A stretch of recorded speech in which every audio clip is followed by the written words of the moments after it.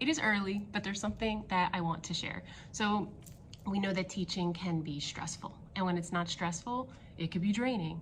And if you know anything about me, you know that I like to be proactive in my health and just my overall lifestyle. So I'm trying something new. I've decided to start the first 2 weeks of school with a mental performance shot. I have never tried anything like this before.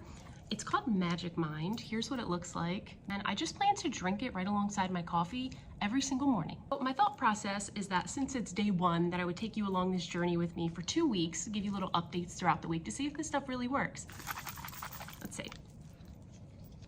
Try it with me. How's it smell? It smells like juice.